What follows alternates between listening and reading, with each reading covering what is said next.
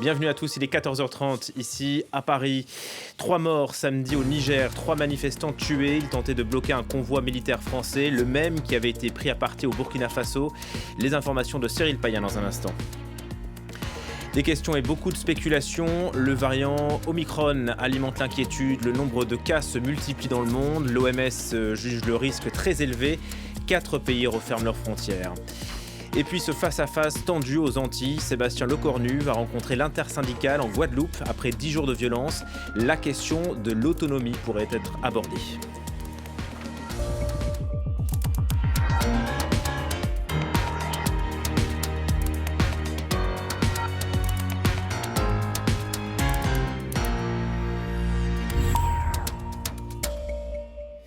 Il est enfin arrivé à Gao, au Mali. Le convoi français parti il y a 10 jours de Côte d'Ivoire avait été bloqué par la population au Burkina Faso avant d'être pris à partie au Niger le week-end dernier.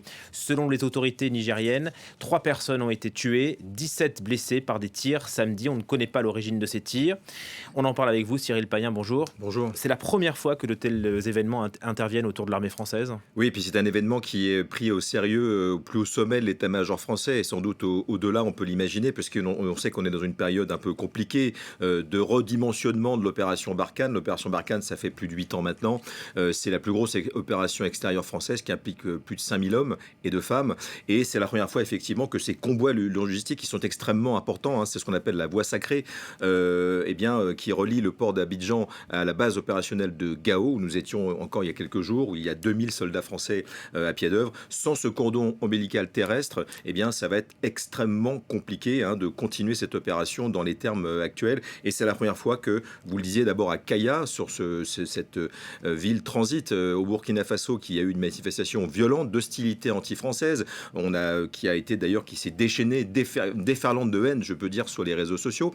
Ce convoi important a réussi à passer la frontière vers le Niger, qui était l'étape avant de passer au Mali. Et là, on est monté en intensité, à la grande surprise d'ailleurs des membres du convoi, parce que le Niger est un pays où il y a une grande coopération militaire. C'est là que le commandement central de la future opération française va être transféré depuis Djamena au Tchad. Et là, des violences très importantes dans la ville de Terra, dans la zone des 3 frontières. C'est à 170 km de la capitale. Ça, c'était samedi donc. Samedi matin, pardon, voilà. Et là, donc, des heurts très importants. On parle de 3 morts, vous l'avez dit, des dizaines de blessés extrêmement graves qui sont toujours à l'hôpital dans cette région reculée, il faut le dire, du Niger, mais également du côté du convoi français qui, vous l'avez dit, hier soir, vers 23h30, a pu enfin regagner Gao. Beaucoup d'émotions, puisqu'on ne s'attendait pas à une telle résistance. Il y a eu même des blessés, nous dit-on, de sources de l'état-major, parmi les conducteurs civils des camions. Donc c'est vraiment une opération qui a mal tourné. C'est la première fois et ça peut certainement créer un précédent. En tout cas, c'est pris extrêmement au sérieux, encore une fois, par l'état-major français, puisqu'on a besoin de ces convois logistiques pour maintenir cette opération. Et c'est également extrêmement observé par les populations locales qui agitent énormément l'étendard anti-français après 8 ans d'opération. Est-ce que ça peut avoir des conséquences pour la suite de Barkhane ? Écoutez, tout est ouvert aujourd'hui. On est dans un changement de paradigme. On avait depuis des mois l'état-major français et l'Élysée, le président Macron, le 10 juin dernier, avait acté ce changement de stratégie, le redimensionnement. On passe peut-être à 2500, à 3000 hommes dans les mois ou dans l'année à venir. On a abandonné 3 bases de l'extrême nord, du septentrion malien, l'extrême nord malien, qui sont transférées aux forces maliennes et à l'ONU pour se concentrer sur la zone des 3 frontières. Cette zone précisément où il y a eu ces manifestations très très violentes anti-françaises, quelle qu'en soit l'origine. Donc on peut penser que oui, ça permet de réfléchir à l'organisation de cette opération, à la nature de l'engagement, à la nature aussi de la volonté des États concernés de maintenir la présence française au profit, pourquoi pas, des Russes. On pense notamment au Mali. Tout est ouvert, mais évidemment c'est un scénario catastrophe. C'est vraiment le moins qu'on puisse dire pour cette opération en pleine mutation. Merci beaucoup Cyril Payen. On rappelle donc que 3 Nigériens ont été tués samedi. Les Africains qui se tournent peu à peu vers d'autres partenaires. On a parlé des Russes, ils se tournent également vers la Chine. Un forum Chine-Afrique a lieu en ce moment au Sénégal. Et sur place, on espère que Pékin va s'investir davantage dans la lutte contre le terrorisme. À Dakar, Alison Fernandez. Ici, au Centre international de conférence Abdou Diouf, où je me trouve, s'est tenue ce matin la 7e conférence des entrepreneurs chinois et africains. Et c'est en ce moment même que se déroule la cérémonie d'ouverture officielle de cette conférence ministérielle en présence du président sénégalais Macky Sall et de son homologue chinois Xi Jinping qui, lui, intervient à distance. C'est donc cette année une conférence ministérielle et non un sommet des chefs d'État comme dans les éditions précédentes pour ce forum sur la coopération sino-africaine qui fête ses 20 ans. Plusieurs observateurs se demandent si ce changement de statut ne marque pas une inflexion des relations entre la Chine et l'Afrique, une nouvelle ère marquée par la fin des illusions après des années de financement chinois à l'impact limité sur le développement du continent. En effet, la Chine a beaucoup investi en Afrique ces dernières décennies, notamment dans les infrastructures et l'exploitation des matières premières. En 20 ans, les échanges commerciaux ont explosé. Ils sont passés de 10 milliards de dollars en 2000 à plus de 200 milliards de dollars en 2019. Pékin est ainsi devenu le premier partenaire commercial de l'Afrique, mais également le premier créancier. La dette des États africains vis-à-vis de la Chine explose depuis la pandémie. De leur côté, les autorités chinoises, elles, se veulent rassurantes. Elles parlent d'une nouvelle ère fondée sur l'égalité. À l'issue de cette conférence ministérielle, 4 documents seront adoptés, dont un plan d'action pour la période 2022-2024. Le coronavirus, à peine rouverte, les frontières se referment les unes après les autres. Au Maroc, en Israël, au Japon, en Australie aussi. Une nouvelle fois, le monde s'inquiète de l'apparition d'un nouveau mutant, le variant Omicron. Il pourrait être plus contagieux et plus résistant au vaccin. Mais les analyses sont en cours pour en savoir plus. Olivier Fessol.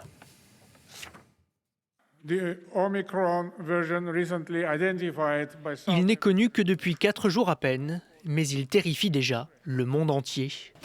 Le nouveau variant du Covid-19 Omicron représente un risque très élevé selon l'Organisation mondiale de la santé, mais son directeur a tenu à rappeler que les études scientifiques sur le sujet ne sont qu'à leur début.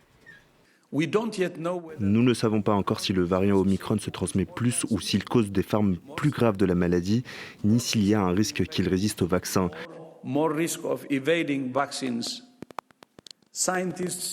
Les scientifiques de l'OMS et du monde entier travaillent urgemment pour répondre à ces questions. Malgré les recommandations de l'OMS, l'Afrique du Sud où a été découvert le nouveau variant est désormais coupée du reste du monde. La nation arc-en-ciel se dit punie pour l'avoir détecté en premier. L'interdiction de voyager n'est pas fondée sur des données scientifiques et ne sera pas efficace pour empêcher la propagation de ce variant. L'émergence du variant Omicron devrait être un signal d'alarme pour le monde entier. L'inégalité face au vaccin ne peut plus durer. Tant que tout le monde ne sera pas vacciné, tout le monde continuera d'être à risque. Seuls 23,8% des Sud-Africains sont complètement vaccinés, beaucoup plus que dans le reste de l'Afrique, mais bien moins que la moyenne mondiale. Le variant, qui représente près des 3/4 des cas détectés dans le pays, a déjà traversé les frontières. Quasiment tous les continents sont touchés. Selon l'OMS, il présente de multiples mutations et un risque accru de réinfection par rapport au variant Delta.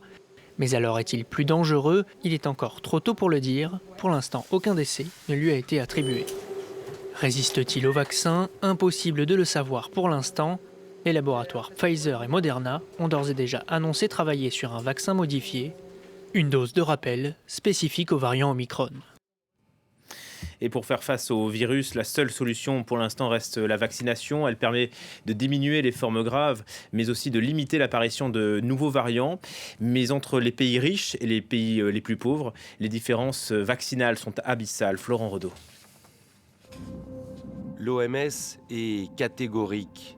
Pour stopper la propagation mondiale du Covid-19, 60 à 70% des habitants de la planète doivent être vaccinés. Aujourd'hui, ce taux est de 42%, un chiffre qui cache des écarts abyssaux, et cela inquiète les experts. Dans les économies développées, le taux de vaccination est sans surprise très élevé, 88% aux Émirats arabes unis et au Portugal par exemple. En 2021, la plupart des pays riches ont acheté assez de doses pour vacciner leur population près de 3 fois. Un luxe que ne peuvent pas s'offrir les pays à plus faible revenu. Malgré de nombreuses promesses d'aide, il compte seulement 2% de vaccinés complets. Un pays illustre bien ces disparités, c'est le Nigeria, première économie d'Afrique et pays le plus peuplé de son continent. Sur place, seulement 1,7% de la population est entièrement vaccinée et 3% ont reçu au moins une dose. Un accès très inégal au vaccin qui pose aussi problème pour le contrôle de l'épidémie, car des formes variantes plus résistantes à la vaccination risquent d'apparaître dans les pays moins développés pour ensuite se retrouver dans les pays à plus fort revenu. C'est le cas du nouveau variant Omicron.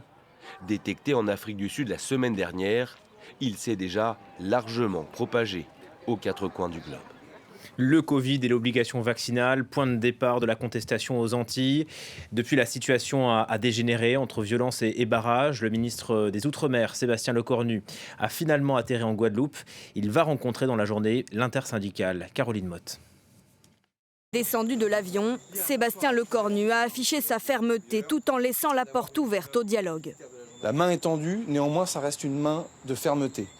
Ici c'est la République et donc les lois de la République ont vocation à s'appliquer et une fois de plus, je ne suis pas venu ici pour incarner un État faible, mais aussi évidemment un État qui dialogue. Le ministre des Outre-mer a d'abord échangé longuement avec les forces de l'ordre. Certains ont été visés à balles réelles ces derniers jours. Dans quelques heures, il doit rencontrer une dizaine de personnes de l'intersyndicale. Une intersyndicale remontée contre cette venue express du ministre. Il semble que ce sera une parodie de négociation. Tant que l'obligation vaccinale ne sera pas levée, ces syndicalistes l'affirment, ils resteront mobilisés. Ils veulent que toute l'intersyndicale soit reçue et non seulement une partie. On a un ministre qui arrive pendant 6 heures de temps et qui impose en plus une délégation de 6 personnes. Donc ça veut dire que ce ministre-là, il n'est pas venu pour négocier. La pression de la rue doit être maintenue tant que les négociations ne sont pas terminées. La colère ne faiblit pas en Guadeloupe depuis 2 semaines et les revendications sanitaires ont tourné à la crise sociale. Pourtant, ses habitants veulent rester optimistes. Il faut se mettre à table et trouver une solution à tout ça. Il faut de bonnes négociations et puis discuter intelligemment, à mon avis, pour arriver à s'en sortir. Sébastien Lecornu doit aussi s'entretenir avec des élus locaux et des acteurs économiques. Ce soir, il se rendra en Martinique. La France qui poursuit par ailleurs son dialogue avec les Britanniques. Elle demande plus de licences pour ses pêcheurs dans la Manche. Paris donne à Londres 11 jours pour obtenir un geste jusqu'au 10 décembre. Sinon, le dialogue s'arrêtera, prévient le ministre Clément Beaune. Et puis cette histoire qui illustre le désarroi des migrants. Un homme est resté 3 heures caché dans le train d'atterrissage d'un avion. L'appareil reliait le Guatemala à Miami. C'est un miracle qu'il ne soit pas mort. Juliette Coulet. L'homme est hagard, mais vivant. Sonné, il tombe sur le tarmac. Il a survécu, il a survécu. Les employés de l'aéroport n'en reviennent pas. Peu de clandestins survivent au voyage.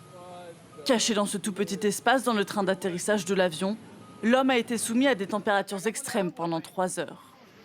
Entre le Guatemala et la Floride, il aurait pu mourir d'hypothermie, de manque d'oxygène ou chuter de l'avion au moment où celui-ci sortait ses roues. Arrêté par les gardes frontières, l'homme de 26 ans a été conduit à l'hôpital pour un examen médical. Aux États-Unis, depuis 1947, au moins 129 clandestins ont été retrouvés cachés dans des avions commerciaux. 29 seulement ont survécu. Une dernière information venant du Tchad. Après le Conseil des ministres, le pays annonce une amnistie générale pour les rebelles et les opposants. On y reviendra bien sûr dans nos prochaines éditions.